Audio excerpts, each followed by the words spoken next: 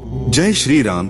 श्री रामचरितमानस अर्थात श्री रामायण की रचना स्वयं शिव जी ने की है, जो तीनों प्रकार के दोषों, दुखों और दरिद्रता का नाश करने वाला सिद्ध हुआ है। श्री महादेव जी ने इसे रचकर अपने मन में रखा था और सुअवसर पाकर मां पार्वती से कहा। इसी से शिव जी ने इसे अपने मन में देखकर इसका सुंदर रामचरितमानस नाम रखा। तुलसीदास जी ने उसी सुख देने वाली सुंदर और पवित्र राम कथा को लिखा। हे सज्जनों, आदर पूर्वक मन लगाकर इसे सुने अथवा पढ़े। जो लोग इस रामचरितमानस को आदर पूर्वक पढ़ते अथवा सुनते हैं, वे सहज ही कलयुग के पापों का नाश कर पाते हैं। जो अति दुष्ट और विषयासक्त है, वे अभागे इस पवित्र कथा के समीप नहीं आ सकते, क्योंकि इस पवित्र राम कथा तक आने में कठिनाइयाँ बहुत है। श्री राम जी की कृपा के बिना इस राम कथा तक नहीं आया जाता, न इसे पूरी पढ़ा या सुना जा सकता। इसलिए हमने पूर्ण HD क्वालिटी में इस वीडियो को बनाया है, जिससे ये आसानी से सभी को समझ आ सके। इसलिए हम आपसे निवेदन करते हैं कि आदर पूर्वक सम्मान करते हुए इस पूरी कथा को पढ़े अथवा सुने, और पसंद आए तो वीडियो को लाइक कर कमेंट में जरूर लिखे। जय श्री राम। श्री रामचरितमानस में कुल 7 कांड है। इस प्रस्तुति में पहला संपूर्ण बालकांड प्रस्तुत किया गया है, जिसमें प्रभु के अवतार लेने से श्री सीताराम जी के विवाह तक की सभी बाल लीलाओं का वर्णन किया गया है। प्रभु श्री राम जी हम सभी का कल्याण करे, इसी कामना के साथ आइए शुरू करते पवित्र राम कथा। जय श्री राम। श्री गणेश जी की सबसे पहले हम वंदना करते हैं। अक्षरों, अर्थ समूहों और मंगलों की देवी सरस्वती जी की हम वंदना करते हैं। जगत जननी श्री पार्वती जी और श्री शंकर जी की हम वंदना करते हैं, जिनके बिना सिद्धजन अपने अंतःकरण में स्थित ईश्वर को नहीं देख सकते। शंकर रूपी गुरु की हम वंदना करते हैं। श्री वाल्मीकि जी और कपीश्वर श्री हनुमान जी की हम वंदना करते हैं। उत्पत्ति, पालन और संहार करने वाली, क्लेशों को हरने वाली तथा संपूर्ण कल्याणों को करने वाली श्री रामचंद्र जी की प्रियतमा श्री सीता जी को हम नमस्कार करते हैं, जिनकी माया के वशीभूत संपूर्ण विश्व, ब्रह्मा आदि देवता और असुर हैं, जिनकी सत्ता से रस्सी में सर्प के भ्रम की भांति यह सारा दृश्य जगत सत्य ही प्रतीत होता है, और जिनके केवल चरण ही भवसागर से तरने की इच्छा वालों के लिए एकमात्र नौका हैं। उन समस्त कारणों से परे राम कहलाने वाले भगवान श्री हरि की हम वंदना करते हैं। भगवान नारायण हमारे हृदय में निवास करें। जिनका चंद्रमा के समान गौर शरीर है, जो पार्वती जी के प्रियतम और दया के धाम हैं, और जिनका दिनों पर स्नेह है, वे कामदेव का मर्दन करने वाले शंकर जी हम पर कृपा करें। हम संसार रूपी बंधन से छुड़ाने वाले श्री रामचरित्र का वर्णन करते हैं। पहले पृथ्वी के देवता ब्राह्मणों के चरणों की हम वंदना करते हैं, जो अज्ञान से उत्पन्न सब संदेहों को हरने वाले हैं। फिर सब गुणों की खान संत समाज को प्रेम सहित प्रणाम करते हैं। संतों का समाज आनंद और कल्याणमय है, जो जगत में चलता फिरता तीर्थराज प्रयागराज है। जो मनुष्य इस संत समाज रूपी तीर्थराज का प्रभाव प्रसन्न मन से सुनते और समझते हैं, और फिर अत्यंत प्रेम पूर्वक इसमें गोते लगाते हैं, वे इस शरीर के रहते ही धर्म, अर्थ, काम, मोक्ष चारों फल पा जाते हैं। इस तीर्थराज में स्नान का फल तत्काल ऐसा देखने में आता है कि कौए कोयल बन जाते हैं और बगुले हंस। यह सुनकर कोई आश्चर्य न करे, क्योंकि सत्संग की महिमा छिपी नहीं है। जल में रहने वाले, जमीन पर चलने वाले और आकाश में विचरने वाले नाना प्रकार के जड़ चेतन जितने जीव इस जगत में हैं, उनमें से जिसने जिस समय जहाँ कहीं भी जिस किसी यत्न से बुद्धि, कीर्ति, सद्गति, ऐश्वर्य और भलाई पाई है, यह सब सत्संग का ही प्रभाव समझना चाहिए। सत्संग के बिना विवेक नहीं होता, और श्री राम जी की कृपा के बिना वह सत्संग सहज में मिलता नहीं। सत्संगति आनंद और कल्याण की जड़ है। सत्संग की प्राप्ति ही फल है, और सब साधन तो फूल हैं। दुष्ट भी सत्संगति पाकर सुधर जाते हैं, किंतु दैवयोग से यदि कभी सज्जन कुसंगति में पड़ जाते हैं, तो वे वहाँ भी अपने गुणों का ही अनुसरण करते हैं। अर्थात जिस प्रकार सांप की संगति पाकर भी मणि उसके विष को ग्रहण नहीं करती तथा अपने सहज गुण प्रकाश को नहीं छोड़ती, उसी प्रकार साधु पुरुष दुष्टों के संग में रहकर भी दूसरों को प्रकाश ही देते हैं, दुष्टों का उन पर कोई प्रभाव नहीं पड़ता। अब हम सच्चे भाव से दुष्टों को प्रणाम करते हैं, जो बिना ही प्रयोजन अपना हित करने वाले के भी प्रतिकूल आचरण करते हैं। दूसरों के हित की हानि ही जिनकी दृष्टि में लाभ है, जिनको दूसरों के उजड़ने में हर्ष और बसने में विषाद होता है। जहाँ कहीं भगवान विष्णु या शंकर के यश का वर्णन होता है, उसी में वे बाधा देते हैं और दूसरों की बुराई करने में सहस्रबाहु के समान वीर हैं, जो दूसरों के दोषों को 1000 आंखों से देखते हैं। जिनको कठोर वचन रूपी वज्र सदा प्यारा लगता है, और जो 1000 आंखों से दूसरों के दोषों को देखते हैं। दुष्टों की यह रीति है कि वे उदासीन, शत्रु अथवा मित्र किसी का भी हित सुनकर जलते हैं। यह जानकर दोनों हाथ जोड़कर हम प्रेम पूर्वक उनसे विनय करते हैं। हमने अपनी ओर से विनती की है, परंतु वे अपनी ओर से कभी नहीं चुकेंगे। कौओं को बड़े प्रेम से पालिए, परंतु वे क्या कभी मांस के त्यागी हो सकते हैं? अब हम संत और असंत दोनों के चरणों की वंदना करते हैं। दोनों ही दुख देने वाले हैं, परंतु उनमें कुछ अंतर कहा गया है। वह अंतर यह है कि संतों का बिछुड़ना मरने के समान दुखदायी होता है और असंतों का मिलना। भले बुरे सभी ब्रह्मा के पैदा किए हुए हैं, पर गुण और दोषों को विचार कर वेदों ने उनको अलग अलग कर दिया है। साधु के घर के तोता मैना राम राम सुमिरते हैं और असाधु के घर के तोता मैना गिन गिन कर गालियां देते हैं। जगत में जितने जड़ और चेतन जीव हैं, सबको राममय जानकर हम उन सबके चरण कमलों की सदा दोनों हाथ जोड़कर वंदना करते हैं। देवता, दैत्य, मनुष्य, नाग, पक्षी, प्रेत, पितर, गंधर्व, किन्नर और निशाचर सबको हम प्रणाम करते हैं। 84 लाख योनियों में 4 प्रकार के स्वेदज, अंडज, उद्भिज, जरायुज जीव जल, पृथ्वी और आकाश में रहते हैं। उन सबसे भरे हुए इस सारे जगत को श्री सीताराममय जानकर हम दोनों हाथ जोड़कर प्रणाम करते हैं। हमारी बुद्धि छोटी है और श्री राम जी का चरित्र अथाह समुद्र है। जिनका श्री रामचंद्र जी के चरणों में प्रेम नहीं है, उनको यह कथा सुनने में फीकी लगेगी। जिनकी श्री हरि और श्री हर भगवान शिव के चरणों में प्रीति है और जो श्री हरिहर में भेद की या ऊंच नीच की कल्पना नहीं करते, उन्हें श्री रघुनाथ जी की यह कथा मीठी लगेगी। सज्जनगण इस कथा को अपने जी में श्री राम जी की भक्ति से भूषित जानकर सुंदर वाणी से सराहना करते हुए सुनेंगे। इस कथा में श्री रघुनाथ जी का उदार नाम है, जो अत्यंत पवित्र है, वेद पुराणों का सार है, कल्याण का भवन है और अमंगलों को हरने वाला है, जिसे पार्वती जी सहित भगवान शिव जी सदा जपा करते हैं। तुलसीदास जी कहते हैं कि श्री रघुनाथ जी की कथा कल्याण करने वाली और कलयुग के पापों को हरने वाली है। ऐसी अनेकों प्रकार की विनती को समझकर कोई भी इस कथा को सुनकर दोष नहीं देगा। जो परमेश्वर एक है, जिनके कोई इच्छा नहीं है, जिनका कोई रूप और नाम नहीं है, जो अजन्मा, सच्चिदानंद और परमधाम है और जो सब में व्यापक एवं विश्वरूप हैं, उन्हीं भगवान ने दिव्य शरीर धारण करके नाना प्रकार की लीला की है। वह लीला केवल भक्तों के हित के लिए ही है, क्योंकि भगवान परम कृपालु हैं और शरणागत के बड़े प्रेमी हैं। जिनकी भक्तों पर बड़ी ममता और कृपा है, जिन्होंने एक बार जिस पर कृपा कर दी, उस पर फिर कभी क्रोध नहीं किया। वे प्रभु श्री रघुनाथ जी गई हुई वस्तु को फिर प्राप्त कराने वाले गरीब नवाज, दीन बंधु, सरल स्वभाव, सर्वशक्तिमान और सबके स्वामी हैं। यही समझकर बुद्धिमान लोग उन श्री हरि का यश वर्णन करके अपनी वाणी को पवित्र और उत्तम फल, मोक्ष और दुर्लभ भगवत प्रेम देने वाली बनाते हैं। उसी बल से हम श्री रामचंद्र जी के चरणों में सिर नवाकर श्री रघुनाथ जी के गुणों की कथा जानेंगे। इसी विचार से वाल्मीकि, व्यास आदि मुनियों ने पहले हरि की कीर्ति गाई है। उसी मार्ग पर चलना हमारे लिए सुगम होगा। जो अत्यंत बड़ी श्रेष्ठ नदियां हैं, यदि राजा उन पर पुल बंधा देता है, तो अत्यंत छोटी चींटियां भी उन पर चढ़कर बिना ही परिश्रम के पार चली जाती हैं। इसी प्रकार मुनियों के वर्णन के सहारे हम भी श्री रामचरित्र का वर्णन सहज ही कर सकेंगे।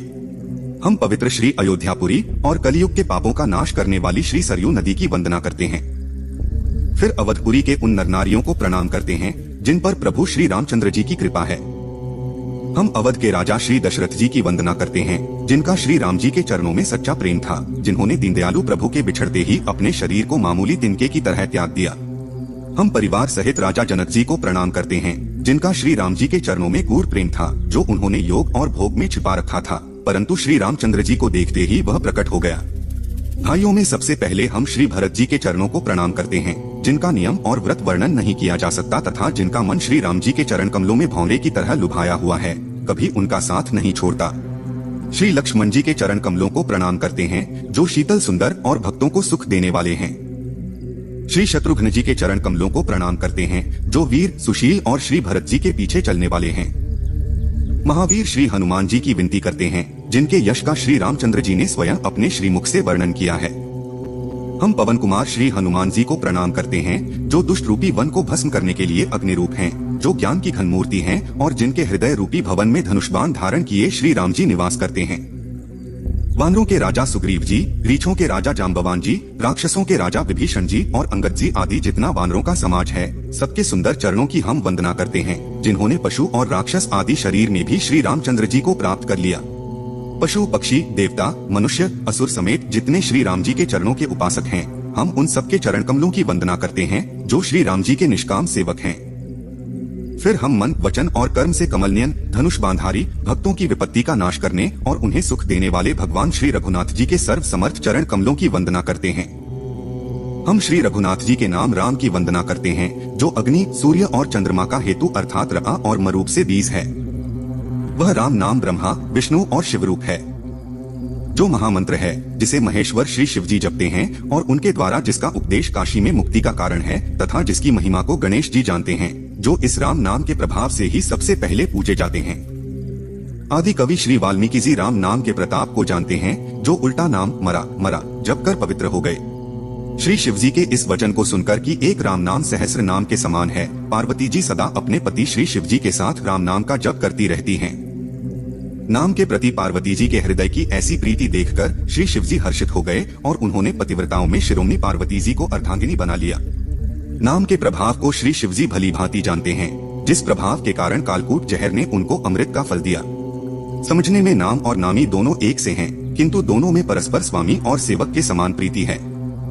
नाम और रूप दोनों ईश्वर की उपाधि हैं। ये दोनों अनिर्वचनीय हैं, अनादि हैं और सुंदर बुद्धि से ही इनका स्वरूप जानने में आता है। इन नाम और रूप में कौन बड़ा है, कौन छोटा, यह कहना तो अपराध है। रूप नाम के अधीन देखे जाते हैं, नाम के बिना रूप का ज्ञान नहीं हो सकता। कोई विशेष रूप बिना उसका नाम जाने हथेली पर रखा हुआ भी पहचाना नहीं जा सकता, और रूप के बिना देखे भी नाम का स्मरण किया जाए तो विशेष प्रेम के साथ वह रूप हृदय में आ जाता है। नाम और रूप की विशेषता की कथा अकथनीय है। वह समझने में सुखदायक है, परंतु उसका वर्णन नहीं किया जा सकता। निर्गुण और सगुण के बीच में नाम सुंदर साक्षी है और दोनों का यथार्थ ज्ञान कराने वाला है। तुलसीदास जी कहते हैं, यदि तू भीतर और बाहर दोनों ओर उजाला चाहता है तो अपने मुख पर राम नाम रूपी मणिदीपक को रख। ब्रह्मा के बनाए हुए इस दृश्य जगत से भली भांति छूटे हुए वैराग्यवान मुक्त योगी पुरुष इस नाम को ही जीभ से जपते हुए तत्व ज्ञान रूपी दिन में जागते हैं और नाम तथा रूप से रहित अनुपम ब्रह्मा सुख का अनुभव करते हैं। जो परमात्मा के गूढ़ रहस्य को जानना चाहते हैं, वे भी नाम को जीभ से जपकर उसे जान लेते हैं। सिद्धियों के चाहने वाले साधक नाम का जप करते हैं और 8 सिद्धियों को पाकर सिद्ध हो जाते हैं। संकट से घबराए हुए भक्त नाम जप करते हैं तो उनके बड़े बड़े संकट मिट जाते हैं और वे सुखी हो जाते हैं। जगत में 4 प्रकार के राम भक्त हैं। 1 अर्थार्थी, धन आदि की चाह से भजने वाले। 2 आर्त, संकट की निवृत्ति के लिए भजने वाले। 3 जिज्ञासु, भगवान को जानने की इच्छा से भजने वाले। 4 ज्ञानी, भगवान को तत्व से जानकर स्वाभाविक प्रेम से भजने वाले। ये चारों ही पुण्यात्मा, पाप रहित और उदार हैं। चारों भक्तों का आधार नाम ही है। इनमें ज्ञानी भक्त प्रभु को विशेष रूप से प्रिय हैं। यूं तो चारों युगों में और चारों ही वेदों में नाम का प्रभाव है, परंतु कलयुग में विशेष रूप से है। इसमें तो नाम को छोड़कर कोई और उपाय ही नहीं है। निर्गुण और सगुण ब्रह्मा के 2 स्वरूप हैं। ये दोनों ही अकथनीय, अनादि और अनुपम हैं। मेरी राय में नाम इन दोनों से बड़ा है, जिसने अपने बल से दोनों को अपने वश में कर रखा है। निर्गुण ब्रह्मा का ज्ञान उस अप्रकट अग्नि के समान है जो लकड़ी के अंदर है परंतु दिखती नहीं है, और सगुण ब्रह्मा उस प्रकट अग्नि के समान है जो प्रत्यक्ष दिखलाई देती है। निर्गुण और सगुण ब्रह्मा दोनों ही जानने में सुगम नहीं है, लेकिन नाम जप से दोनों को आसानी से जाना जा सकता है। इसी कारण मैंने राम नाम को निर्गुण ब्रह्मा और सगुण ब्रह्मा राम से बड़ा कहा है, जबकि ब्रह्मा एक ही है जो व्यापक, अविनाशी, सत्य, चेतन और आनंद की खान है। ऐसे विकार रहित प्रभु के हृदय में रहते हुए भी जगत के सब जीव दीन और दुखी हैं। नाम के यथार्थ स्वरूप, महिमा, रहस्य और प्रभाव को जानकर नाम का जप करने से वही ब्रह्मा ऐसे प्रकट हो जाता है जैसे रत्न के जानने से उसका मूल्य। इस प्रकार निर्गुण से नाम का प्रभाव अत्यंत बड़ा है। राम का नाम राम से भी बड़ा है। श्री रामचंद्र जी ने भक्तों के हित के लिए मनुष्य शरीर धारण करके स्वयं कष्ट सहकर साधुओं को सुखी किया, परंतु भक्तगण प्रेम के साथ नाम का जप करते हुए सहज ही में आनंद और कल्याण के घर हो जाते हैं। श्री राम जी ने एक तपस्वी की स्त्री अहिल्या को ही तारा, परंतु नाम ने करोड़ों दुष्टों की बिगड़ी बुद्धि को सुधार दिया। श्री राम जी ने ऋषि विश्वामित्र के हित के लिए एक सुकेतु यक्ष की कन्या ताड़का की सेना और पुत्र सुबाहु सहित समाप्त की, परंतु नाम अपने भक्तों के दोष, दुख और दुराशाओं का इस तरह नाश कर देता है जैसे सूर्य रात्रि का। श्री राम जी ने तो स्वयं शिव जी के धनुष को तोड़ा, परंतु नाम का प्रताप ही संसार के सब भयों का नाश करने वाला है। प्रभु श्री राम जी ने भयानक दंडक वन को सुहावना बनाया, परंतु नाम ने असंख्य मनुष्यों के मनों को पवित्र कर दिया। श्री रघुनाथ जी ने राक्षसों के समूह को मारा, परंतु नाम तो कलयुग के सारे पापों की जड़ उखाड़ने वाला है। श्री रघुनाथ जी ने शबरी, जटायु आदि उत्तम सेवकों को ही मुक्ति दी, परंतु नाम ने अनगिनत दुष्टों का उद्धार किया। नाम के गुणों की कथा वेदों में प्रसिद्ध है। श्री राम जी ने सुग्रीव और विभीषण दोनों को ही अपनी शरण में रखा, यह सब जानते हैं, परंतु नाम ने अनेक गरीबों पर कृपा की है। श्री राम जी ने तो भालू और बंदरों की सेना बटोरी और समुद्र पर पुल बांधने के लिए थोड़ा परिश्रम नहीं किया, परंतु नाम लेते ही संसार समुद्र सूख जाता है। सज्जनगण, मन में विचार कीजिए कि दोनों में कौन बड़ा है। श्री रामचंद्र जी ने कुटुंब सहित रावण को युद्ध में मारा, तब सीता सहित उन्होंने अपने नगर अयोध्या में प्रवेश किया। राम राजा हुए, अवध उनकी राजधानी हुई। देवता और मुनि सुंदर वाणी से जिनके गुण गाते हैं, परंतु सेवक प्रेम पूर्वक नाम के स्मरण मात्र से बिना परिश्रम मोह की प्रबल सेना को जीतकर प्रेम में मग्न हो जाते हैं। नाम के प्रसाद से उन्हें सपने में भी कोई चिंता नहीं सताती। इस प्रकार नाम निर्गुण ब्रह्मा और सगुण राम दोनों से बड़ा है। यह वरदान देने वालों को भी वर देने वाला है। श्री शिवजी ने अपने हृदय में यह जानकर ही 100 करोड़ रामचरित्र में से इस राम नाम को सार रूप से चुनकर ग्रहण किया है। नाम के जपने से प्रभु ने कृपा की, जिससे प्रहलाद भक्त शिरोमणि हो गए। हनुमान जी ने पवित्र नाम का स्मरण करके श्री राम जी को अपने वश में कर रखा है। नीच दुष्ट भी श्री हरि के नाम के प्रभाव से मुक्त हो गए। नाम की बड़ाई कहाँ तक कहें, राम भी नाम के गुणों को नहीं गा सकते। कलयुग में राम का नाम कल्पत्रु, मनचाहा पदार्थ देने वाला और कल्याण का निवास, मुक्ति का घर है, जिसको स्मरण करने से तुलसीदास तुलसी के समान पवित्र हो गए। चारों युगों में, तीनों काल में और तीनों लोकों में नाम को जपकर जीव शोक रहित हुए हैं। वेद, पुराण और संतों का मत यही है कि समस्त पुण्यों का फल श्री राम जी में या राम नाम में प्रेम होना है। पहले सतयुग में ध्यान से, दूसरे त्रेतायुग में यज्ञ से और द्वापर में पूजन से भगवान प्रसन्न होते हैं, परंतु कलयुग केवल पाप की जड़ और मलिन है। इसमें मनुष्यों का मन पाप से कभी अलग होना ही नहीं चाहता। इससे ध्यान, यज्ञ और पूजन नहीं बन सकते। ऐसे कलयुग काल में तो नाम ही कल्पवृक्ष है, जो स्मरण करते ही संसार के सब जंजालों को नाश कर देने वाला है। कलयुग में यह राम नाम मनोवांछित फल देने वाला है, पर लोक में भगवान का परम धाम देता है और इस लोक में माता पिता के समान सब प्रकार से पालन और रक्षण करता है। कलयुग में न कर्म है, न भक्ति है और न ज्ञान ही है, राम नाम ही एक आधार है। अच्छे भाव से, बुरे भाव से, क्रोध से या आलस्य से, किसी तरह से भी नाम जपने से 10 दिशाओं में कल्याण होता है। उसी परम कल्याणकारी राम नाम का स्मरण करके और श्री रघुनाथ जी को मस्तक नवाकर हम राम जी के गुणों का वर्णन करते हैं। वे राम जी हमारी बिगड़ी सब तरह से सुधार लेंगे। इस प्रकार अपने गुण दोषों को कहकर और सबको फिर सिर नवाकर हम श्री रघुनाथ जी का निर्मल यश वर्णन करते हैं, जिसके सुनने से कलयुग के पाप नष्ट हो जाते हैं। शिवजी ने पहले इस सुहावने चरित्र को रचा, फिर कृपा करके पार्वती जी को सुनाया। वही चरित्र शिवजी ने काकभुषुंडी जी को राम भक्त और अधिकारी पहचान कर दिया। उन काकभुषुंडी जी से फिर मुनि याज्ञवल्क्य जी ने पाया और उन्होंने फिर उसे भरद्वाज जी को गाकर सुनाया। फिर वही कथा तुलसीदास जी ने वाराह क्षेत्र में अपने गुरुजी से सुनी, परंतु उस समय वे लड़कपन के कारण बहुत बेसमझ थे, ऐसा उन्होंने खुद लिखा है। इससे उसको अच्छी तरह समझा नहीं। श्री राम जी की गूढ़ कथा को कहने वाले और सुनने वाले दोनों ज्ञान के खजाने होते हैं। जिस प्रकार श्री पार्वती जी ने श्री शिवजी से प्रश्न किया और जिस प्रकार से श्री शिवजी ने विस्तार से उसका उत्तर कहा, वह सब कारण हम इस राम कथा में जानेंगे। जिसने यह कथा पहले न सुनी हो, वह इसे सुनकर आश्चर्य न करे। जो ज्ञानी इस विचित्र कथा को सुनते हैं, वे यह जानकर आश्चर्य नहीं करते कि संसार में राम कथा की कोई सीमा नहीं है, राम कथा अनंत है। उनके मन में ऐसा विश्वास रहता है। हर कल्प में श्री राम जी के अनेक अवतार हुए हैं और असंख्य रामायण भी हैं। कल्पभेद के अनुसार श्री रामचंद्र जी के सुंदर चरित्रों को ऋषियों ने कई प्रकार से वर्णित किया है। मन में ऐसा सोचकर संदेह न करें और आदर पूर्वक प्रेम से इस कथा को सुने। श्री रामचंद्र जी अनंत हैं, उनके गुण और अवतार भी अनंत हैं, उनकी कथाओं का विस्तार भी असीम है। आथ सज्जनगण इस कथा को सुनकर आश्चर्य नहीं करेंगे। तुलसीदास जी श्री हरिहर के चरणों पर सिर रखकर संवत 1631 में इस कथा का आरंभ करते हैं। चैत्र मास की नवमी तिथि मंगलवार को श्री अयोध्या में यह श्री रामचरितमानस प्रकाशित हुआ। जिस दिन श्री राम जी का जन्म होता है, वेद कहते हैं कि उस दिन सारे तीर्थ श्री अयोध्या में चले आते हैं। मनुष्य, ऋषि और देवता सब अयोध्या में आकर श्री राम जी की सेवा करते हैं। सज्जन लोग जन्म का उत्सव मनाते हैं और श्री राम जी की सुंदर कीर्ति का गान करते हैं। सज्जनों के बहुत से समूह उस दिन श्री सरयू के पवित्र जल में स्नान करते हैं और हृदय में सुंदर श्याम शरीर श्री रघुनाथ जी का ध्यान करके उनके नाम का जप करते हैं। वेद पुराण कहते हैं कि श्री सरयू का स्पर्श, दर्शन और जलपान पापों को हरता है। यह नदी बहुत ही पवित्र है, इसकी महिमा अनंत है। यह अयोध्या नगरी सब लोगों में प्रसिद्ध है और अत्यंत पवित्र है। जगत में अंडज, स्वेदज, उद्भिज और जरायुज 4 प्रकार के अनंत जीव हैं। इनमें से जो कोई भी अयोध्या में शरीर छोड़ते हैं, वे जन्म मृत्यु के चक्कर से मुक्त होकर भगवान के परम धाम में निवास करते हैं। इस अयोध्या नगरी को कल्याण की खान समझकर तुलसीदास जी ने इस निर्मल कथा का आरंभ किया, जिसके सुनते ही शांति मिलती है।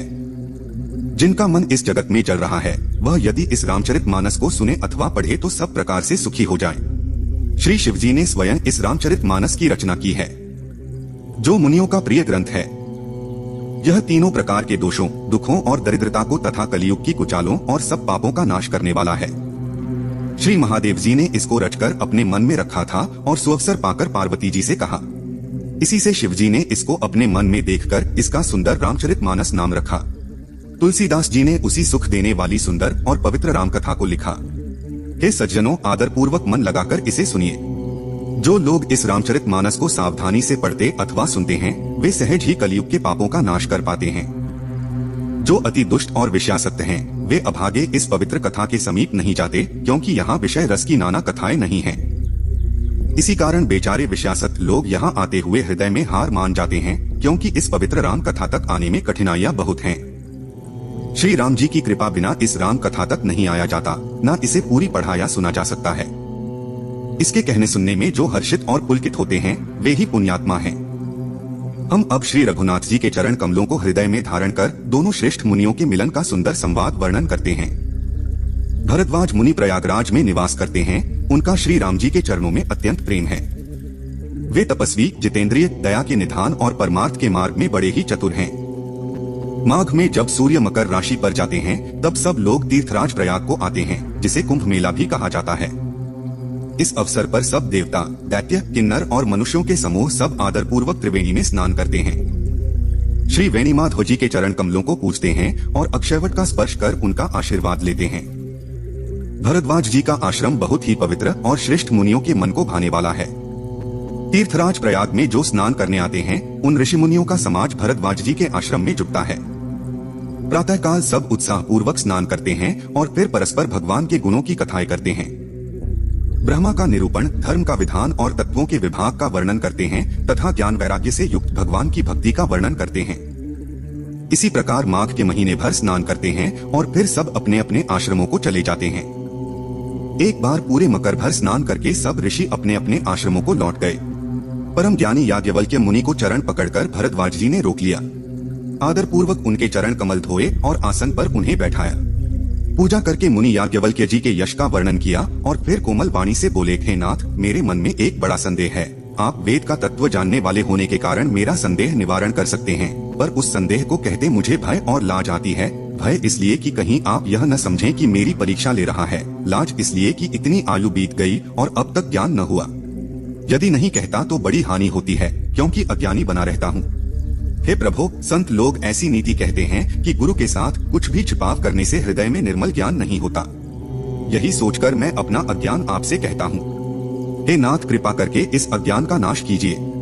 संतों, पुराणों और उपनिषदों ने राम नाम के असीम प्रभाव का गान किया है। अविनाशी भगवान शंकर निरंतर राम नाम का जप करते रहते हैं। संसार में 4 जाति के जीव हैं। काशी में मरने से सभी परम पद को प्राप्त करते हैं। हे मुनिराज, वह भी राम नाम की ही महिमा है, क्योंकि शिवजी महाराज दया करके काशी में मरने वाले जीव को राम नाम का ही उपदेश करते हैं। इसी से उनको परम पद मिलता है। हे प्रभु, मैं आपसे पूछता हूँ कि वे राम कौन हैं?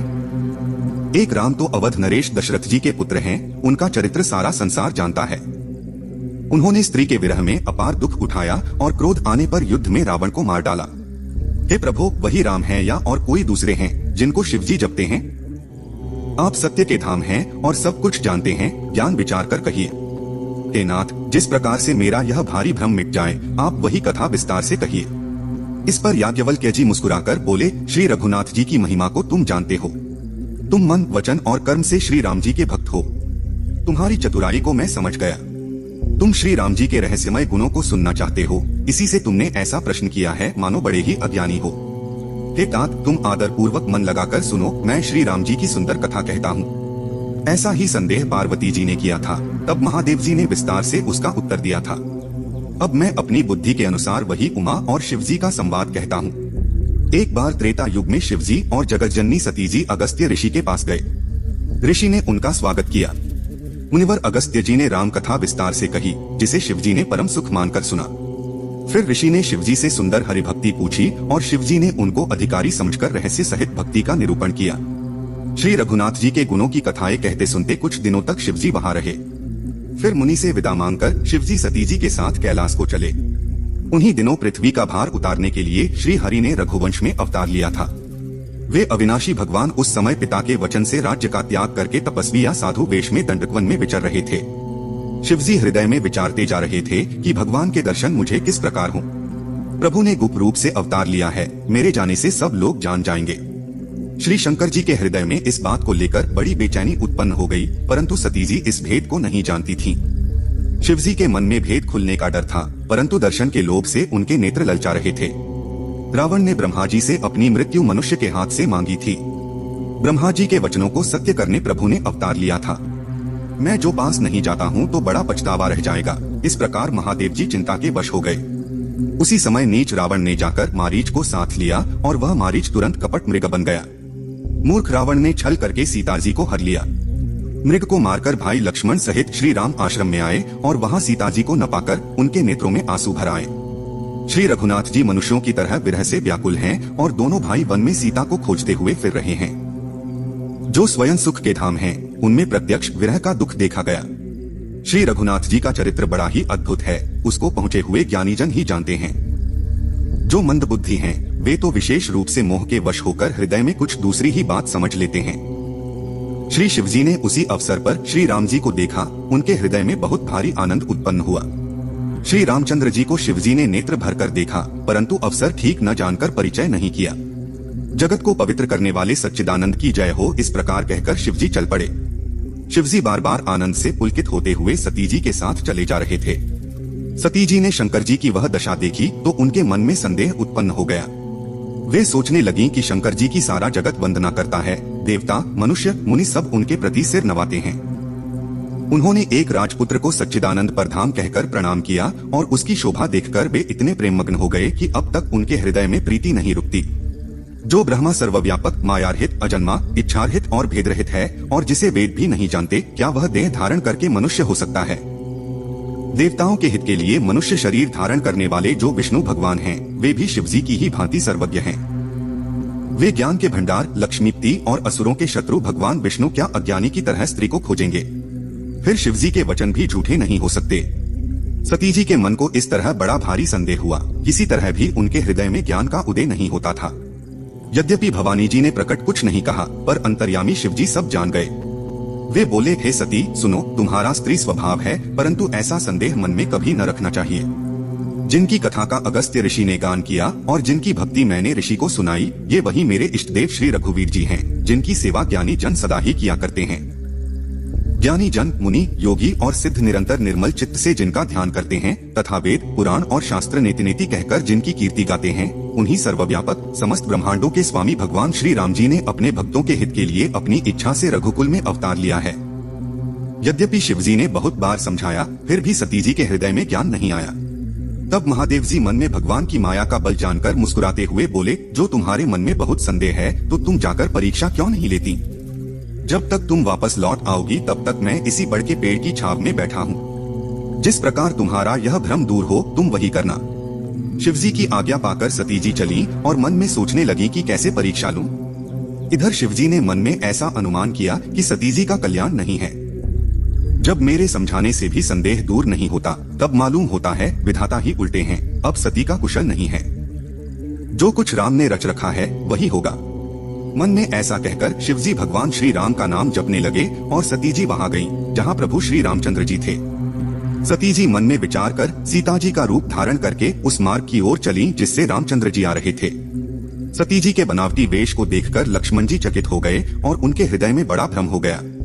लक्ष्मण जी प्रभु रघुनाथ जी के प्रभाव को जानते थे। सब कुछ देखने वाले और सबके हृदय की जानने वाले देवताओं के स्वामी श्री रामचंद्र जी सती के छल को जान गए। स्त्री स्वभाव का असर तो देखो कि उन सर्वज्ञ भगवान के सामने भी सती जी छिपाव करना चाहती हैं। अपनी माया के बल को हृदय में बखानकर श्री रामचंद्र जी हंसकर कोमल वाणी से बोले। पहले प्रभु ने हाथ जोड़कर सती को प्रणाम किया और पिता सहित अपना नाम बताया। फिर कहा, वृषकेतु शिवजी कहाँ हैं? आप यहाँ वन में अकेली क्यों घूम रही हैं? श्री राम जी के कोमल और रहस्य भरे वचन सुनकर सती जी को बड़ा संकोच हुआ। वे डरती हुई चुपचाप शिवजी के पास चलीं। उनके मन में बड़ी चिंता हो गई कि मैंने शंकर जी का कहना नहीं माना और अपने अज्ञान का आरोप श्री रामचंद्र जी पर लगाया। अब जाकर मैं शिवजी को क्या उत्तर दूंगी? ऐसा सोचते हुए सती जी के हृदय में अत्यंत भयानक जलन पैदा हो गई। श्री रामचंद्र जी ने जान लिया कि सती जी को दुख हुआ। तब उन्होंने अपना कुछ प्रभाव प्रकट करके उन्हें दिखलाया। सती जी ने रास्ते में जाते हुए यह चमत्कार देखा कि श्री रामचंद्र जी सीता जी और लक्ष्मण जी सहित आगे बढ़ रहे हैं। इस अवसर पर सीता जी को इसलिए दिखाया कि सती जी श्री राम के सच्चिदानंदमय रूप को देखें। तब उन्होंने पीछे की ओर देखा तो वहाँ भी भाई लक्ष्मण जी और सीता जी के साथ श्री रामचंद्र जी सुंदर वेश में दिखाई दिए। वे जिधर देखती हैं, उधर ही प्रभु श्री रामचंद्र जी विराजमान हैं और सुचतुर सिद्ध मुनि उनकी सेवा कर रहे हैं। सती जी ने अनेक शिव, ब्रह्मा और विष्णु देखे जो एक से एक बढ़कर असीम प्रभाव वाले थे। संसार में जो चराचर जीव हैं, वे भी अनेक प्रकार के सब देखे। उन्होंने देखा कि अनेकों रूप धारण करके देवता प्रभु श्री रामचंद्र जी की पूजा कर रहे हैं, परंतु श्री रामचंद्र जी का दूसरा रूप कहीं नहीं देखा।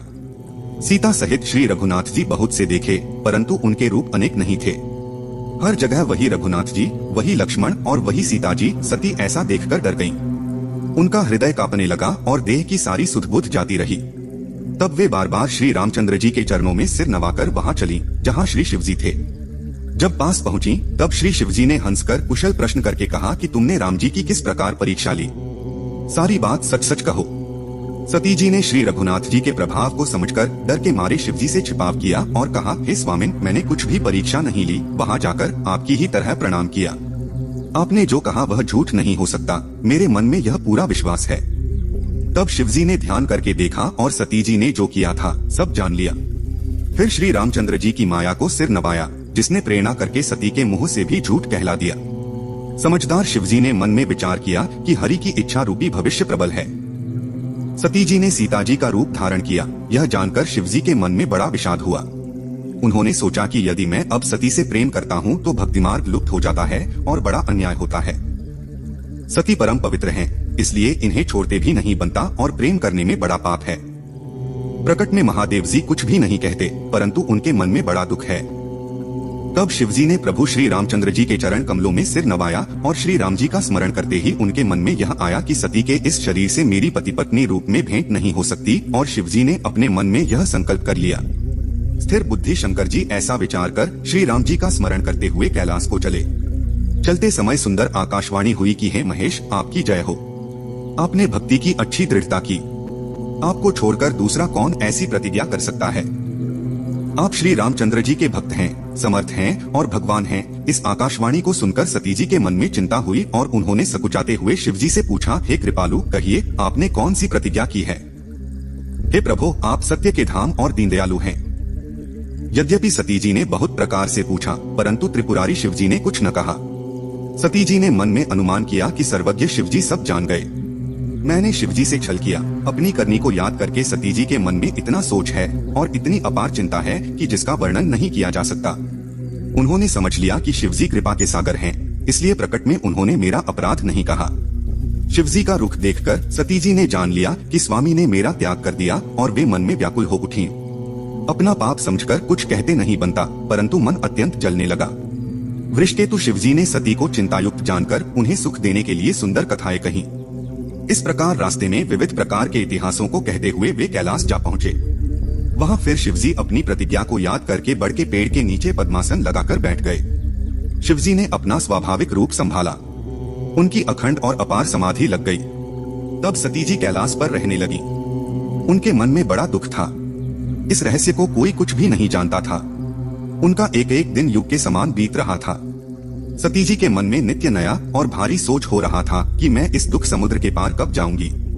मैंने जो श्री रघुनाथ जी का अपमान किया और फिर पति के वचनों को झूठ समझा, उसका फल विधाता ने मुझको दिया। जो उचित था वही किया, परंतु हे विधाता, अब तुझे यह उचित नहीं है जो शंकर से विमुख होने पर भी मुझे जिला रहा है। सती जी ने मन में श्री रामचंद्र जी का स्मरण किया और कहा, हे प्रभु, यदि आप दीनदयालु कहलाते हैं और वेदों ने आपका यह यश गाया है कि आप दुख को हरने वाले हैं, तो मैं हाथ जोड़कर विनती करती हूँ कि मेरी यह देह जल्दी छूट जाए। यदि मेरा शिवजी के चरणों में प्रेम है और मेरा यह व्रत मन, वचन और कर्म से सत्य है, तो हे प्रभु सुनिए और शीघ्र वह उपाय कीजिए जिससे मेरा मरण हो और बिना ही परिश्रम यह दुख दूर हो जाए। सती जी इस प्रकार बहुत दुखी थीं। उनको इतना दारुण दुख था कि जिसका वर्णन नहीं किया जा सकता। 87,000 वर्ष बीत जाने पर अविनाशी शिवजी ने समाधि खोली।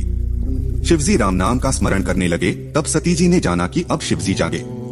उन्होंने जाकर शिवजी के चरणों में प्रणाम किया। शिवजी ने उन्हें बैठने के लिए आसन दिया। शिवजी भगवान हरि की रस भरी कथाएं कहने लगे। उसी समय ब्रह्मा जी ने सब प्रकार से योग्य देखकर दक्ष को प्रजापतियों का प्रमुख बना दिया। जब दक्ष ने इतना बड़ा अधिकार पाया तो उनके मन में बहुत अहंकार आ गया। दक्ष ने सभी मुनियों को बुलाया और वे बड़ा यज्ञ करने लगे। जो देवता यज्ञ का भाग पाते हैं, दक्ष ने उन सबको आदर सहित निमंत्रित किया। किन्नर, नाग, सिद्ध, गंधर्व और सभी देवता अपनी अपनी पत्नियों सहित चले। विष्णु, ब्रह्मा और महादेव जी को छोड़कर सभी देवता अपना अपना विमान सजाकर चले। सती जी ने देखा अनेकों प्रकार के सुंदर विमान आकाश में चले जा रहे हैं। सती जी ने पूछा, तब शिवजी ने सब बातें बताईं। पिता के यज्ञ की बात सुनकर सती कुछ प्रसन्न हुई और सोचने लगी कि अगर महादेव जी मुझे अनुमति दें तो इसी बहाने कुछ दिन पिता के घर जाकर रहूं, क्योंकि उनके मन में पति द्वारा त्यागे जाने का बहुत बड़ा दुख था, पर अपना दोष समझकर वे कुछ कहती न थीं। आखिर सती जी बोली, हे प्रभु, मेरे पिता के घर बहुत बड़ा उत्सव है। अगर आपकी आज्ञा हो तो हे कृपाधाम, मैं उसे देखने जाऊं। शिवजी ने कहा, तुमने बात तो अच्छी कही, यह मेरे मन को भी पसंद आई, पर उन्होंने निमंत्रण नहीं भेजा, यह अनुचित है। दक्ष ने अपनी सभी बेटियों को बुलाया है, किंतु हमारे बैर के कारण उन्होंने तुम्हें भी भुला दिया। एक बार ब्रह्मा की सभा में हमसे नाराज हो गए थे, उसी से वे अब भी हमारा अपमान करते हैं। हे भवानी, अगर तुम बिना बुलाए जाओगी तो न शील स्नेह ही रहेगा और न मान मर्यादा। यद्यपि इसमें संदेह नहीं कि मित्र, स्वामी, पिता और गुरु के घर बिना बुलाए भी जाना चाहिए, पर जहाँ कोई विरोध मानता हो उसके घर जाने से कल्याण नहीं होता। शिवजी ने बहुत प्रकार से समझाया, पर होनीवश सती के मन में बोध नहीं हुआ। फिर शिवजी ने कहा कि अगर बिना बुलाए जाओगी तो हमारी समझ में यह अच्छा नहीं होगा। शिवजी ने बहुत प्रकार से समझाने की कोशिश की, किंतु जब सती किसी प्रकार भी नहीं रुकी, तब महादेव जी ने अपने मुख्य गणों को साथ देकर उन्हें विदा कर दिया। भवानी जब पिता दक्ष के घर पहुंची, तब दक्ष के डर के मारे किसी ने उनकी आभगत नहीं की, केवल उनकी माँ भले ही आदर से मिली। बहनें मुस्कुराती हुई मिली। दक्ष ने तो उनकी कुशल तक नहीं पूछी। सती जी को देखकर उल्टे उनके सारे अंग जल उठे। तब सती ने जाकर यज्ञ देखा तो वहाँ कहीं शिवजी का भाग दिखाई नहीं दिया। तब शिवजी ने जो कहा था वह उनकी समझ में आया। स्वामी का अपमान समझकर सती का हृदय जल उठा। पिछला पति परित्याग का दुख उनके मन में उतना नहीं व्यापा था जितना महान दुख इस समय पति अपमान के कारण हुआ। सती जी को बड़ा क्रोध आया। माता ने उन्हें बहुत प्रकार से समझाया बुझाया, परंतु उनसे शिवजी का अपमान सहा नहीं गया। इससे उनके मन में कुछ भी शांति नहीं हुई। तब वे सारी सभा को हठपूर्वक डांटकर क्रोध भरे वचन बोली, हैं सभासदों और सब मुनियों, सुनो। जिन लोगों ने यहाँ शिवजी की निंदा की या सुनी है, उन सबको उसका फल तुरंत ही मिलेगा और मेरे पिता दक्ष भी भली भांति पछताएंगे। जहाँ संत शिवजी और लक्ष्मीपति श्री विष्णु भगवान की निंदा सुनी जाए, वहाँ ऐसी मर्यादा है कि यदि अपना वश चले तो उस निंदा करने वाले की जीभ काट लें और नहीं तो कान बंद करके वहाँ से भाग जाएं। मेरा मूर्ख पिता उनकी निंदा करता है और मेरा यह शरीर दक्ष ही के वीर्य से उत्पन्न है। इसलिए चंद्रमा को ललाट पर धारण करने वाले वृषकेतु शिवजी को हृदय में धारण करके मैं इस शरीर को तुरंत ही त्याग दूंगी। ऐसा कहकर सती जी ने योगाग्नि में अपना शरीर भस्म कर डाला। सारी यज्ञशाला में हाहाकार मच गया। सती का मरण सुनकर शिवजी के गण यज्ञ विध्वंस करने लगे। यज्ञ विध्वंस होते देखकर मुनीश्वर भृगुजी ने उसकी रक्षा की। ये सब समाचार शिवजी को मिले, तब उन्होंने क्रोध करके वीरभद्र को भेजा। उन्होंने वहां जाकर यज्ञ विध्वंस कर डाला और सभी देवताओं को यथोचित दंड दिया। दक्ष की वही गति हुई जो शिवद्रोही की हुआ करती है। यह इतिहास सारा संसार जानता है। सती ने मरते समय भगवान हरि से यह वर मांगा कि मेरा जन्म जन्म में शिवजी के चरणों में अनुराग रहे। इसी कारण उन्होंने हिमाचल के घर जाकर पार्वती के रूप में जन्म लिया। जब से उमा जी हिमाचल के घर जन्मी, तब से वहाँ सारी सिद्धियां और संपत्तियां छा गईं। माँ पार्वती ने अनेक बाल लीलाएं की और फिर कुछ बड़ी हो जाने पर उन्होंने शिवजी को प्रसन्न कर उन्हें पति रूप में पाने के लिए अत्यंत कठिन तपस्या की। तब श्री शिवजी के पास श्री रामचंद्र जी प्रकट हुए। श्री रामचंद्र जी ने बहुत प्रकार से शिवजी को समझाया और पार्वती जी का जन्म सुनाया। कृपानिधान श्री रामचंद्र जी ने विस्तार पूर्वक पार्वती जी की अत्यंत पवित्र करनी का वर्णन किया। फिर उन्होंने शिवजी से कहा, हे शिवजी, यदि मुझ पर आपका स्नेह है तो अब आप मेरी विनती सुनिए। मुझे यह वर दीजिए कि आप जाकर पार्वती जी के साथ विवाह कर लें। शिवजी ने कहा, यद्यपि ऐसा उचित नहीं है, परंतु स्वामी की बात भी मानी नहीं जा सकती। हे नाथ, मेरा यही परम धर्म है कि मैं आपकी आज्ञा को सिर पर रखकर उसका पालन करूं। माता, पिता, गुरु और स्वामी की बात को बिना ही विचारे मानना चाहिए। फिर आप तो हर प्रकार से मेरे परम हितकारी हैं। हे नाथ, आपकी आज्ञा मेरे सिर पर है। शिवजी की भक्ति, ज्ञान और धर्म से युक्त वचन सुनकर प्रभु रामचंद्र जी संतुष्ट हो गए। प्रभु ने कहा, हे हर, आपकी प्रतिज्ञा पूरी हो गई। अब हमने जो कहा है उसे मन में रखना। इस प्रकार कहकर श्री रामचंद्र जी अंतर्धान हो गए। शिवजी ने उनकी वह मूर्ति अपने मन में रख ली। उसी समय सप्तर्षि शिवजी के पास आए। प्रभु महादेव जी ने उनसे अत्यंत सुहावने वचन कहे, आप लोग हिमाचल को कहकर विवाह की तैयारियां शुरू करवाइए। सप्तर्षियों ने ठीक ऐसा ही किया। विवाह का शुभ मुहूर्त निश्चित हुआ। शिवजी ने नारद जी द्वारा सभी देवताओं को निमंत्रण दिया और बारात हिमालय ले जाकर पार्वती जी से विवाह किया तथा उन्हें अपनी अर्धांगिनी बनाया। शिवजी के मधुर और सुहावने चरित्र को सुनकर मुनि भरद्वाज जी को बहुत आनंद मिला। कथा सुनने की उनकी इच्छा और बढ़ गई। उनकी आंखों में आंसू आ गए। वे प्रेम में मग्न हो गए और उनके मुख से शब्द नहीं निकल रहे थे। यह देखकर ज्ञानी मुनि याज्ञवल्क्य बहुत प्रसन्न हुए और बोले, हे मुनि, तुम्हारा जन्म धन्य है। तुम्हें गौरीति शिवजी प्राणों के समान प्रिय हैं। शिवजी के चरण कमलों में जिनकी प्रीति नहीं है, वे श्री रामचंद्र जी को स्वप्न में भी अच्छे नहीं लगते। भगवान शिव के चरणों में निष्कपट प्रेम होना ही राम भक्त का लक्षण है। मैंने पहले ही शिवजी का चरित्र सुनाकर तुम्हारी भक्ति को समझ लिया था। तुम श्री रामचंद्र जी के पवित्र सेवक हो और समस्त दोषों से मुक्त हो। अब मैं श्री रघुनाथ जी की लीला कहता हूँ, सुनो। कैलाश पर्वत श्रेष्ठ और बहुत ही रमणीय है, जहाँ शिव पार्वती जी सदा निवास करते हैं। जो भगवान विष्णु और महादेव जी से विमुख हैं और जिनकी धर्म में रुचि नहीं है, वे लोग स्वप्न में भी वहाँ नहीं जा सकते। उस पर्वत पर एक विशाल बरगद का पेड़ है जो 6 ऋतुओं में सुंदर रहता है। वह शिवजी के विश्राम का वृक्ष है, जिसे वेदों ने गाया है। एक बार शिवजी उस वृक्ष के नीचे गए और उसे देखकर उनके हृदय में बहुत आनंद हुआ। अपने हाथ से बाघंबर बिछाकर कृपालु शिवजी स्वभाव से ही वहां बैठ गए। कुंद के पुष्प, चंद्रमा और शंख के समान उनका गौर शरीर था। लंबी भुजाएं थीं और वे मुनियों जैसे वस्त्र पहने हुए थे। उनके चरण नए लाल कमल के समान थे। नखों की ज्योति भक्तों के हृदय का अंधकार हरने वाली थी। सांप और भस्म ही उनके आभूषण थे। उनके सिर पर जटाओं का मुकुट और गंगाजी शोभायमान थीं। कमल के समान बड़े बड़े नेत्र थे। उनका नीलकंठ था और वे सुंदरता के भंडार थे। उनके मस्तक पर द्वितीया का चंद्रमा शोभित था।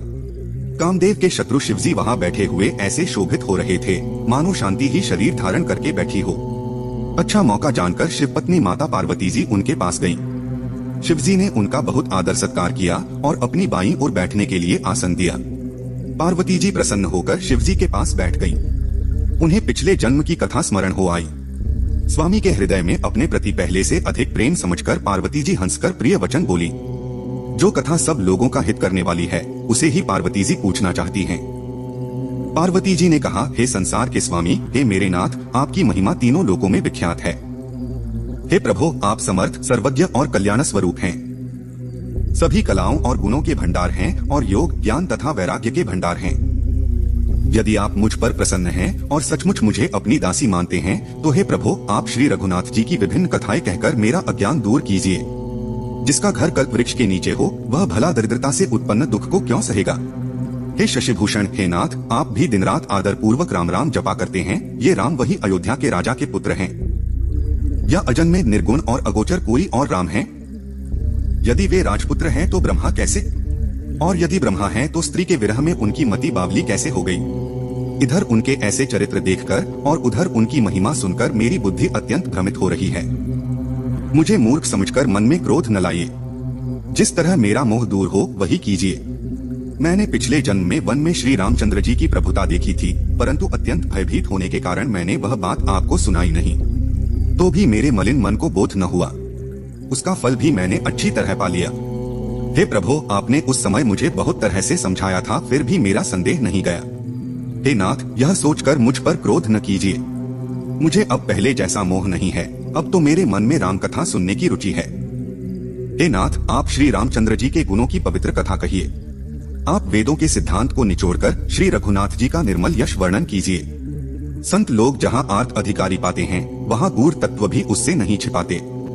हे देवताओं के स्वामी, मैं बहुत ही विनम्रता से पूछती हूँ, आप मुझ पर दया करके श्री रघुनाथ जी की कथा कहिए। पहले तो वह कारण बताइए जिससे निर्गुण ब्रह्मा सगुण रूप धारण करते हैं। फिर हे प्रभु, श्री रामचंद्र जी के अवतार जन्म की कथा कहिए तथा उनका बाल चरित्र बताइए। फिर जिस प्रकार उन्होंने श्री जानकी जी से विवाह किया वह कथा कहिए, और फिर यह बताइए कि उन्होंने राज्य किस दोष से छोड़ा।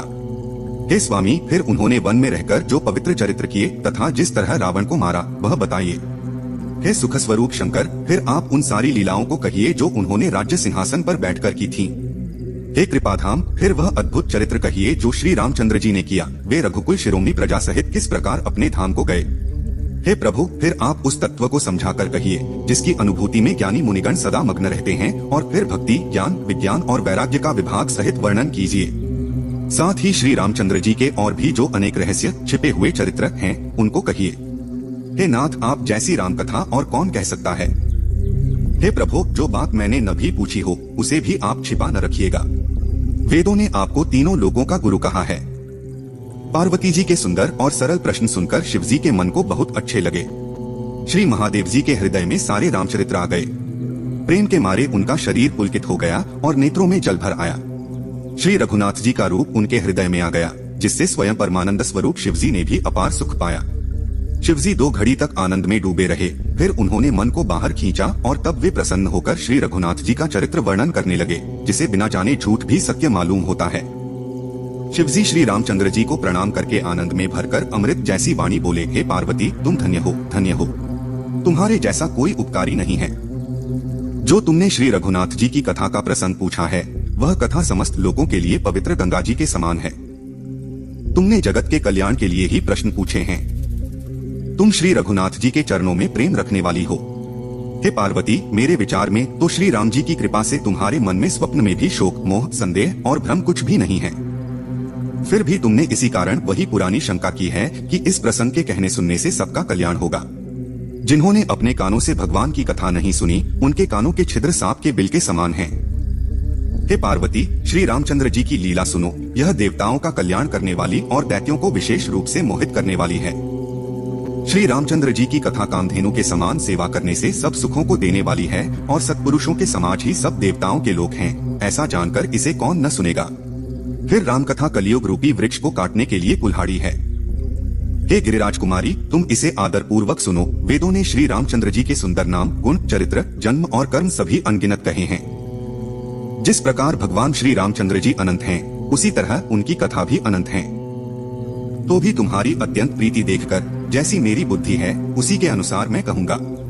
हे पार्वती, तुम्हारा प्रश्न स्वाभाविक ही सुखदायक है और मुझे तो बहुत ही अच्छा लगा है। हे पार्वती, भ्रम रूपी अंधकार के नाश करने के लिए सूर्य की किरणों के समान मेरे वचनों को सुनो। सगुण और निर्गुण में कोई भेद नहीं है। मुनि, पुराण, पंडित और वेद सभी ऐसा कहते हैं। जो निर्गुण, निराकार, अव्यक्त और अजन्मा है वही भक्तों के प्रेमवश सगुण हो जाता है। जो निर्गुण है वही सगुण कैसे है। जैसे जल और ओले में भेद नहीं, दोनों जल ही हैं, ऐसे ही निर्गुण और सगुण एक ही हैं। यह जगत प्रकाश है और श्री रामचंद्र जी इसके प्रकाशक हैं। वे माया के स्वामी और ज्ञान तथा गुणों के धाम हैं, जिनकी सत्ता से मोह की सहायता पाकर जड़ माया भी सत्य सी भासित होती है। जैसे सीप में चांदी की और सूर्य की किरणों में पानी की बिना हुए भी प्रतीति होती है। यद्यपि यह प्रतीति तीनों कालों में झूठ है, तथापि इस भ्रम को कोई हटा नहीं सकता। इसी तरह यह संसार भगवान के आश्रित रहता है। यद्यपि यह असत्य है तो भी दुख तो देता ही है। जिस तरह स्वप्न में कोई सिर काट ले तो बिना जागे वह दुख दूर नहीं होता।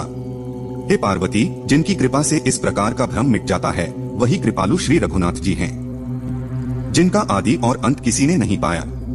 वेदों ने अपनी बुद्धि से अनुमान करके इस प्रकार गाया है, वह परब्रह्म बिना ही पैर के चलता है, बिना ही कान के सुनता है, बिना ही हाथ के नाना प्रकार के काम करता है, बिना जीव के ही सारे रसों का आनंद लेता है और बिना ही वाणी के बहुत योग्य वक्ता है। वह बिना ही शरीर के स्पर्श करता है, बिना ही आंखों के देखता है और बिना ही नाक के सब गंधों को ग्रहण करता है, सूंघता है। उस ब्रह्मा की करनी सभी प्रकार से ऐसी अलौकिक है कि जिसकी महिमा कही नहीं जा सकती, जिसका वेद और पंडित इस प्रकार वर्णन करते हैं और मुनि जिसका ध्यान धरते हैं, वही दशरथ नंदन अयोध्या के स्वामी भगवान श्री रामचंद्र जी हैं।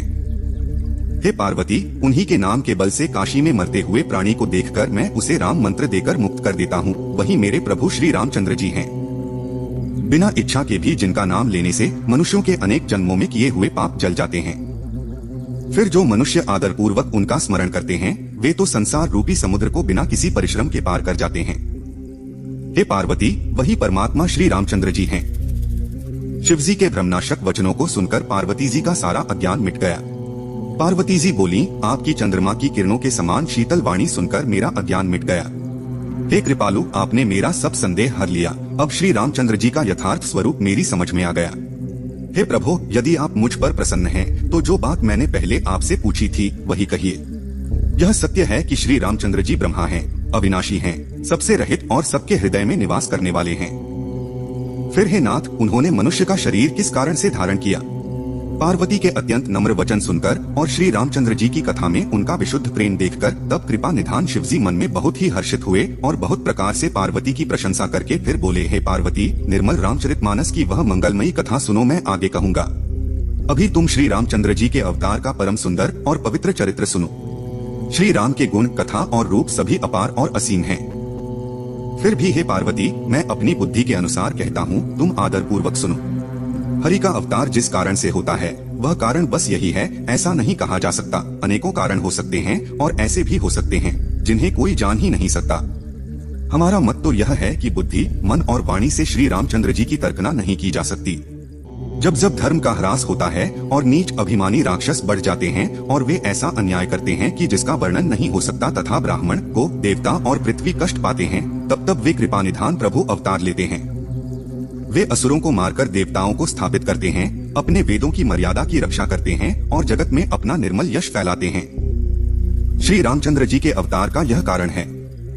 उसी यश को गाकर भक्तजन भवसागर से पार हो जाते हैं। कृपा सागर भगवान भक्तों के हित के लिए शरीर धारण करते हैं। श्री रामचंद्र जी के जन्म लेने के अनेक कारण हैं, जो एक से एक बढ़कर विचित्र हैं। हे सुंदर बुद्धि वाली भवानी, मैं उनके 2-1 जन्मों का विस्तार से वर्णन करता हूँ, तुम सावधान होकर सुनो। श्री हरि के जय और विजय 2 प्यारे द्वारपाल हैं, जिन्हें सब जानते हैं। उन दोनों भाइयों ने ब्राह्मण सनकादि के शाप से असुरों का तामसी शरीर पाया। एक का नाम था हिरण्यकशिपु और दूसरे का हिरण्याक्ष। ये देवराज इंद्र के गर्व को मिटाने वाले पूरे जगत में प्रसिद्ध हुए। वे युद्ध में जीत पाने वाले विख्यात वीर थे। इनमें से एक हिरण्याक्ष को भगवान ने वराह अवतार लेकर मारा, फिर दूसरे हिरण्यकशिपु का नरसिंह रूप धारण करके वध किया और अपने भक्त प्रहलाद का यश फैलाया।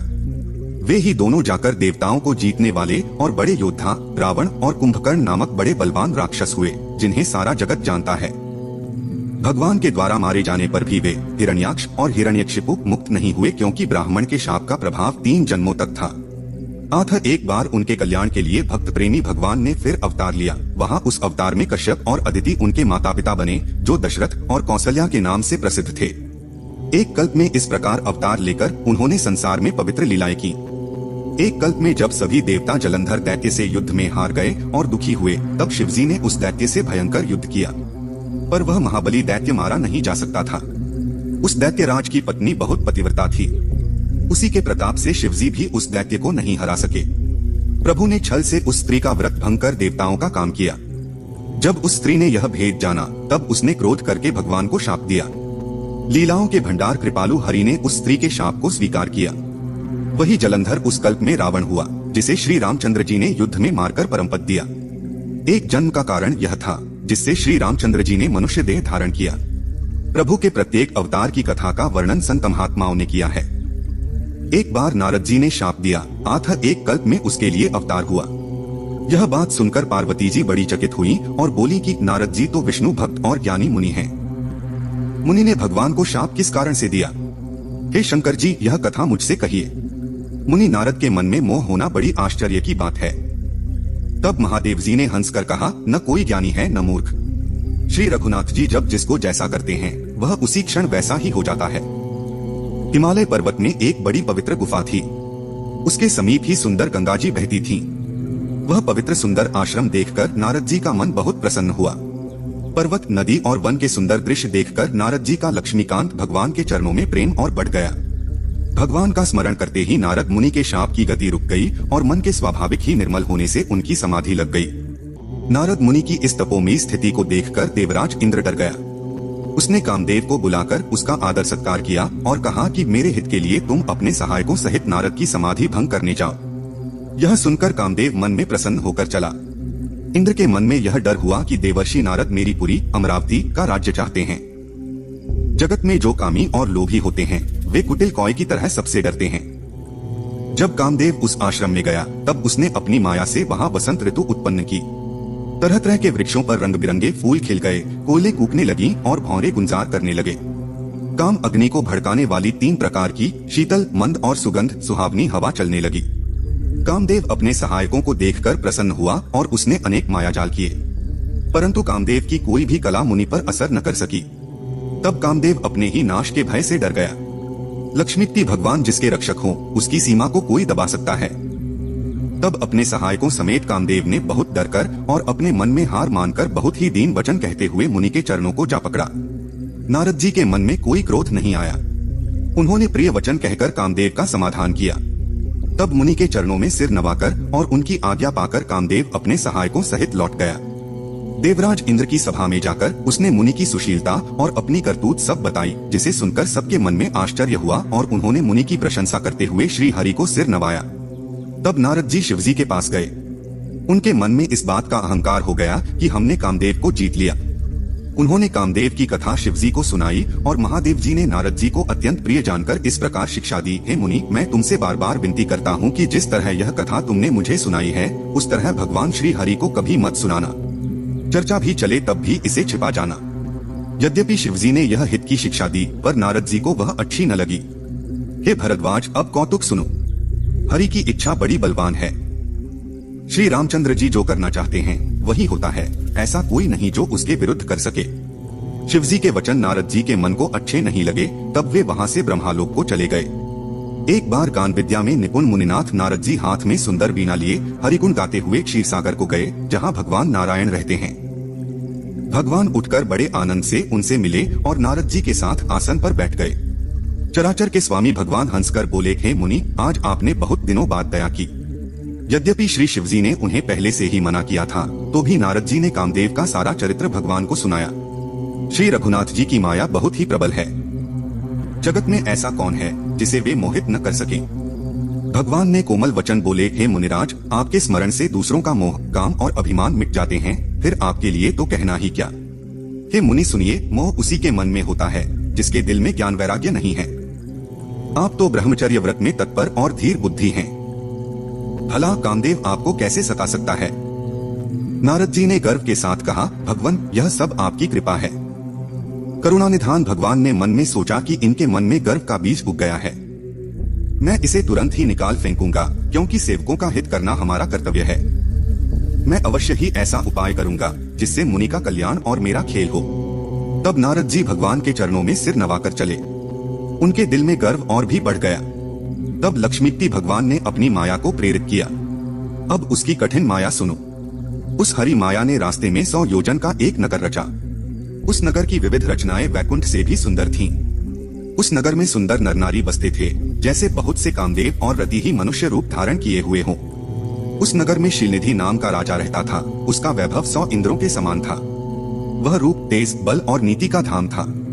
उसकी विश्वमोहिनी नाम की एक बेटी थी, जिसके रूप को देखकर लक्ष्मी जी भी मोहित हो जाती। वह सब गुणों की खान भगवान की माया ही थी। उसकी शोभा का वर्णन नहीं किया जा सकता। वह राजकुमारी स्वयंवर करना चाहती थी, इसलिए वहाँ अनेकों राजा आए हुए थे। मुनि नारद जी उस नगर में गए और नगरवासियों से उन्होंने सब हाल पूछा। सब समाचार सुनकर वे राजा के महल में आए। राजा ने पूजा करके मुनि को आसन पर बैठाया। फिर राजा ने राजकुमारी को लाकर नारद जी को दिखलाया और पूछा कि हे नाथ, आप इसके गुणदोष बताइए। उसके रूप को देखकर मुनि वैराग्य भूल गए और देर तक उसे देखते रह गए।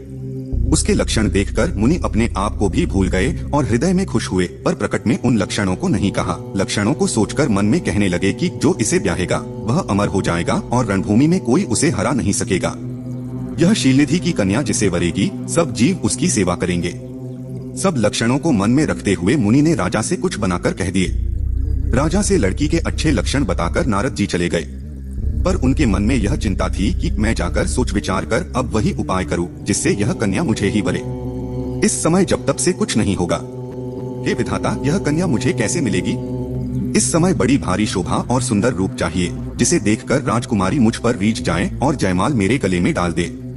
एक काम करूं कि भगवान से सुंदरता मांगू, पर भाई उनके पास जाने में तो बहुत देर हो जाएगी, किंतु श्री हरि जैसा मेरा हितू भी कोई नहीं है, इसलिए इस समय वे ही मेरे सहायक हों। तब नारद जी ने भगवान से बहुत प्रकार से प्रार्थना की। तब कृपालु प्रभु वहीं प्रकट हो गए। स्वामी को देखकर नारद जी के नेत्र शीतल हो गए और वे मन में बहुत हर्षित हुए कि अब तो काम बन ही जाएगा। नारद जी ने बहुत दीन होकर सब कथा सुनाई और प्रार्थना की कि कृपा करके मेरे सहायक बनिए। हे प्रभु, आप अपना रूप मुझको दीजिए, अन्यथा मैं उस राजकन्या को नहीं पा सकता। हे नाथ, जिस तरह मेरा भला हो आप वही शीघ्र कीजिए, मैं आपका दास हूँ। अपनी माया का बल देखकर भगवान मन ही मन मुस्कुराकर बोले, हे नारद जी सुनिए, जैसा आपका परम हित होगा हम वही करेंगे, कुछ और नहीं। हमारा वचन कभी असत्य नहीं होता। हे योगी मुनि सुनिए, रोगी अगर गलत चीजें मांगे तो वैद्य उसे नहीं देता। इसी प्रकार मैंने भी आपका हित करने का निश्चय कर लिया है। ऐसा कहकर भगवान अंतर्धान हो गए। भगवान की माया के प्रभाव में आए मुनि इतने मूर्ख हो गए कि वे भगवान की स्पष्ट वाणी को भी न समझ सके। फिर नारद जी तुरंत वहां गए जहां स्वयंवर की भूमि तैयार की गई थी। राजा लोग अच्छे से सज धज कर अपने अपने आसन पर बैठे थे। नारद मन ही मन प्रसन्न हो रहे थे कि मेरा रूप बहुत सुंदर है, मुझे छोड़कर कन्या किसी और को नहीं वरेगी। कृपानिधान भगवान ने मुनि के कल्याण के लिए उन्हें ऐसा कुरूप बना दिया कि जिसका वर्णन नहीं हो सकता। प्रभु की यह लीला कोई भी न जान सका। सबने उन्हें नारद ही जानकर प्रणाम किया। वहां शिवजी के 2 गण भी थे। वे सब भेद जानते थे और ब्राह्मण का वेश धारण कर सारी लीला देख रहे थे। वे भी बड़े मजाकिया थे। नारद जी अपने हृदय में रूप का बड़ा अभिमान लेकर जिस पंक्ति में जाकर बैठे थे, ये शिवजी के दोनों गण भी वहीं बैठ गए। वे नारद जी को सुनाते हुए व्यंग्य वचन कहने लगे। भगवान ने इन्हें अच्छी सुंदरता दी है, इनकी शोभा देखकर राजकुमारी रीझ ही जाएगी और हरि वानर जानकर इन्हीं को विशेष रूप से वरेगी। नारद मुनि मोह में थे क्योंकि उनका मन दूसरे के वश में था। शिवजी के गण बहुत प्रसन्न होकर हंस रहे थे। यद्यपि मुनि उनकी अटपटी बातें सुन रहे थे, पर बुद्धि भ्रमित होने के कारण उनकी बातों को वे अपनी प्रशंसा समझ रहे थे। इस विशेष चरित्र को और किसी ने नहीं जाना, केवल राजकुमारी ने नारद जी का वह रूप देखा। उनका बंदर जैसा मुंह और भयंकर शरीर देखकर कन्या के हृदय में क्रोध उत्पन्न हो गया। तब राजकुमारी सखियों को साथ लेकर इस तरह चली मानो राजहंसनी चल रही हो। वह अपने कमल जैसे हाथों में जयमाला लिए सब राजाओं को देखती हुई घूमने लगी। जिस ओर नारद जी रूप के गर्भ में बैठे थे, उस ओर उसने भूल कर भी नहीं देखा। नारद मुनि बार बार उचकते और छटपटाते। उनकी दशा देखकर शिवजी के गण मुस्कुराते। कृपालु भगवान भी राजा का रूप धारण कर वहां पहुंच गए। राजकुमारी ने प्रसन्न होकर उनके गले में जयमाला डाल दी। भगवान दुल्हन को ले गए। सारी राजमंडली निराश हो गई। मोह के कारण मुनि की बुद्धि नष्ट हो गई थी। तब शिवजी के गणों ने मुस्कुराकर कहा, जाकर दर्पण में अपना मुंह देखिए। ऐसा कहकर वे दोनों बहुत भयभीत होकर भागे। मुनि ने जल में झांककर अपना मुंह देखा। अपना रूप देखकर उनका क्रोध बहुत बढ़ गया। उन्होंने शिवजी के उन गणों को अत्यंत कठोर शाप दिया, तुम दोनों कपटी और पापी जाकर राक्षस बन जाओ। तुमने हमारी हंसी उड़ाई, उसका फल भोगो। अब फिर किसी मुनि की हंसी मत उड़ाना। मुनि ने फिर जल में देखा तो उन्हें अपना असली रूप प्राप्त हो गया, फिर भी उन्हें संतोष नहीं हुआ। उनके होठ फड़क रहे थे और मन में क्रोध भरा था। तुरंत ही वे भगवान कमलापति के पास चले।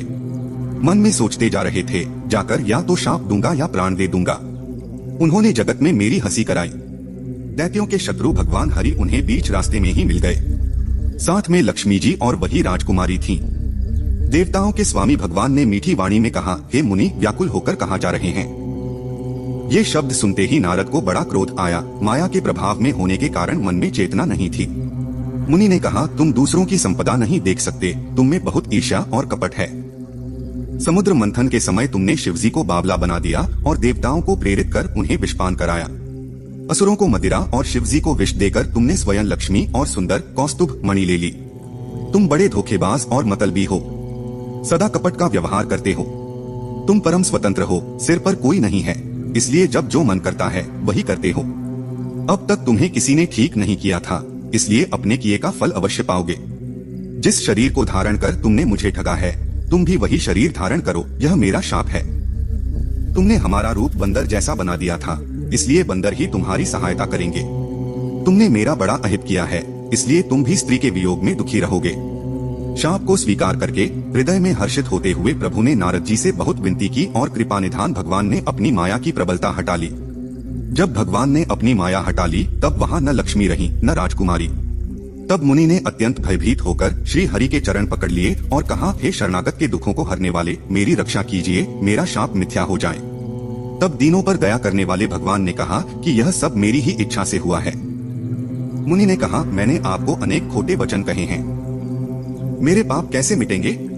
भगवान ने कहा, जाकर शंकर जी के शतनाम का जप करो, इससे हृदय में तुरंत शांति होगी। शिवजी के समान मुझे कोई प्रिय नहीं है, इस विश्वास को भूलकर भी मत छोड़ना। शिवजी जिस पर कृपा नहीं करते वह मेरी भक्ति नहीं पाता। हृदय में ऐसा निश्चय करके जाकर पृथ्वी पर विचरो। अब मेरी माया तुम्हारे निकट नहीं आएगी। बहुत प्रकार से मुनि को समझा बुझाकर तब प्रभु अंतर्धान हो गए और नारद जी श्री रामचंद्र जी के गुणों का गान करते हुए ब्रह्मलोक को चले। शिवजी के गणों ने जब मुनि को मोहरहित और मन में बहुत प्रसन्न होकर मार्ग में जाते हुए देखा, तब वे अत्यंत भयभीत होकर नारद जी के पास आए और उनके चरण पकड़कर दीन वचन बोले, हे मुनिराज, हम ब्राह्मण नहीं हैं, शिवजी के गण हैं। हमने बड़ा अपराध किया जिसका फल हमने पा लिया। हे कृपालु, अब शाप दूर करने की कृपा कीजिए। दीनों पर दया करने वाले नारद जी ने कहा, तुम दोनों जाकर राक्षस बनो, तुम्हें महान ऐश्वर्य और बल की प्राप्ति हो। तुम अपनी भुजाओं के बल से जब सारे विश्व को जीत लोगे, तब भगवान विष्णु मनुष्य का शरीर धारण करेंगे। युद्ध में श्री हरि के हाथों तुम्हारी मृत्यु होगी, जिससे तुम मुक्त हो जाओगे और फिर संसार में जन्म नहीं लोगे। वे दोनों मुनि के चरणों में सिर नवाकर चले और समय पाकर राक्षस बने। देवताओं को प्रसन्न करने वाले, सज्जनों को सुख देने वाले और पृथ्वी का भार कम करने वाले भगवान ने एक युग में इसी